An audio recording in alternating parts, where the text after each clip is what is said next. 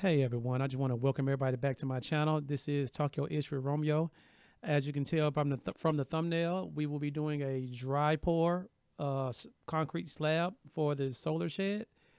Basically, the solar shed is going to house all my inverters, lithium batteries, charge controllers for basically the homestead that we're building out there on a 5-acre property.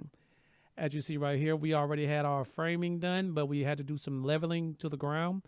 Those are our 12 bags of Quikrete. And full disclaimer, mistakes definitely were made during this. So just bear with us a little bit. Like, this is our first time doing it, and we definitely learned a lot from this process. That's the water jug we're playing on. Our water sprayer. It's an electronic water sprayer. And let me tell you, that thing worked beautifully. Like, I thought we was going to have trouble because there's no water out here. So we basically had 12 or 13 Hawaiian punch jugs full of water that we kept having to refill back up. As you see right here, we are leveling it off. We was pulling up some of the roots that was in the way. We were just breaking them up with an axe. And I will say, I have a newfound respect for people that lay concrete, because just trying to get this thing level was a task, like a serious task. But we managed to get it level, or close enough getting level. And we put our wire down. We had to fold it because the wire was too long on one end, so we folded it and mashed it down. We ended up making it work, so we had to step on it a little bit. And this is that's my dad right there. He's bringing in the bolts to hold the wire in place. Apparently, he's retired. If anybody doesn't know, my dad is retired military. He swear he knows how to do everything just because he was in the Army. He's been retired now. He did 23 years, but he's retired. But he swear he knows how to do everything. And I told him I wanted to build a slab out there, and he was like, I know how to do it. So that was him helping. Those are our Quikrete. Let me tell you something. Those bags, after we loaded them on the truck and had to take them out of the truck, I think those are the 80-pound Quikrete bags. That was a task all by itself. I was so tired after all of that. I didn't want to do nothing else. And this is when the mistakes come right here. I'm not even going to sugarcoat it. This is when the mistakes came in. As you see, we got all the bags laid out. Well, we're busting them open. We're going to pour them all out. And I very quickly realized that we made our space entirely too big. As you see, as we started smoothing it out, we knew then, me and my dad both knew then that this is not going to be enough. Not even close to being enough. I understand it's only supposed to be a slab just for a shed, but it's not even close to being enough. We already knew that once we started sliding it around. And we use, I think this was 12 bags right here. This is what 12 bags got us right here. And as you can see by looking by the 2x4s with our frame, we are nowhere near that top edge where we need to be. But me and my dad looked at each other. We already knew we got to go get some more. So we went ahead. We hopped in the truck. My dad is driving like we're in the Outback. He know we still got stumps and stuff on this little road part at the back part of the property. He still didn't care. He still was driving like somebody was chasing us.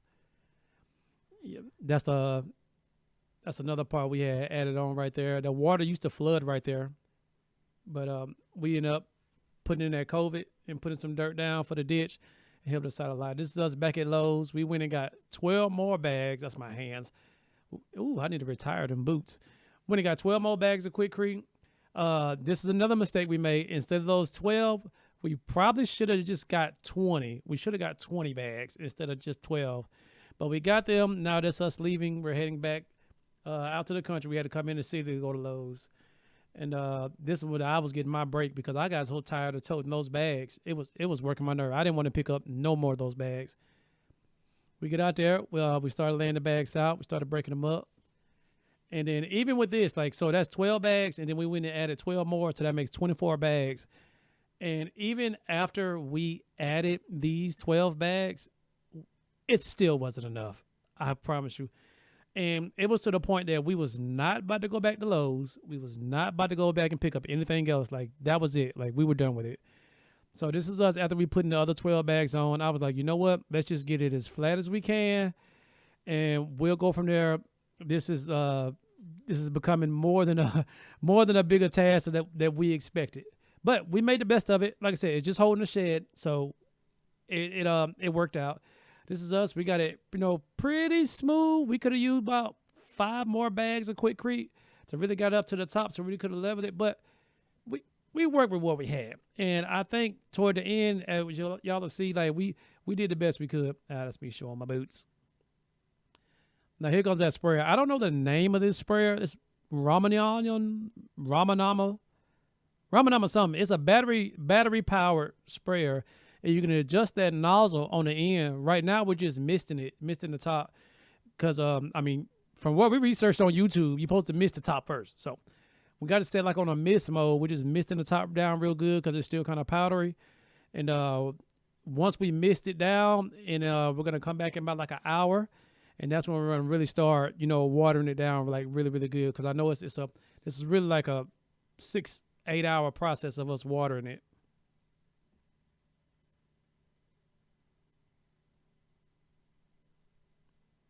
As you can see here, I'm getting a close up of it, showing that it. You could tell that the water was really well. You could tell that Quickcrete was kicking in. Well, not kicking in, was getting hard. You could clearly tell that it was getting real hard at this point when we was misting it. By the time I think he was about to tell me to go, we had to, I think, refill it. I think we missed it pretty good, and we sat around for about another 30, 40 minutes before we started again.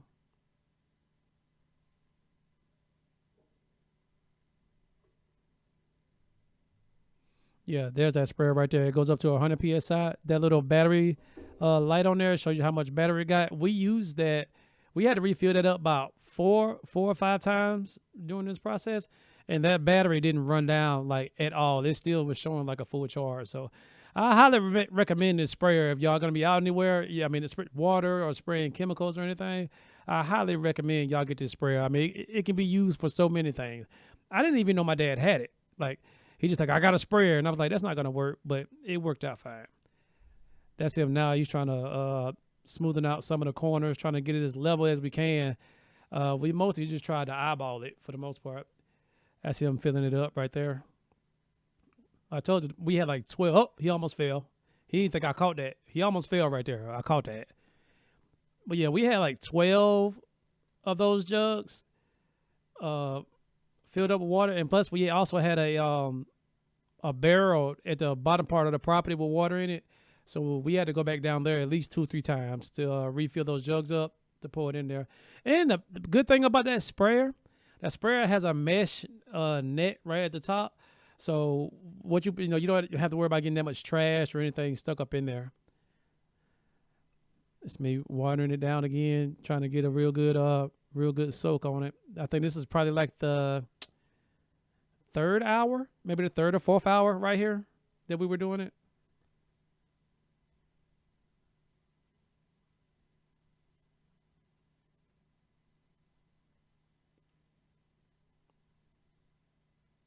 Yeah, you can clearly tell now that it's starting to get hard after us spraying it down real well.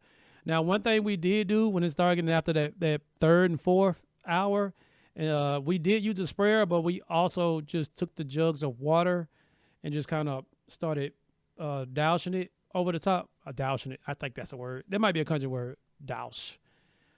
That's my dad. He's smoothing it out while I'm still spraying it because it was trying to dry up really fast. Yeah, he was talking about that. Like, that's the look we want. That's the look we want. I can hear it. I started to worry like maybe we was putting too much water down, but like I said, I'm not really sure. My first time doing it, we just saw it on YouTube. There is a YouTube channel. It's a man and his wife that they do nothing but dry pours. That's really what I've been watching and studying. So I figured if they could do it, we could do it, which it wasn't a hard process, but I think I should have planned it out more. I know what I would do better next time compared to this time that we're doing it here. But as you can see, he's smoothing it out. I'm trying to keep it wet while he's smoothing out. You see, I didn't turn the nozzle up on it more so to spray more water because we don't really have to worry about it misting it anymore. We need a lot of water in there. This is kind of somewhat the finished result. He used a shovel to try to flatten it out. Like I said, this is just for a shed. It's not for a house to go on or anybody to live in. And like I said, a lot of mistakes were made, but we made the best of it because one thing we're going to do, we're going to make it work. we just knew we wasn't going back to Lowe's no more. That was enough. I was tired. It's him. He's trying to get it as smooth as possible. And then after we got done with that, we went toward the back part of the property.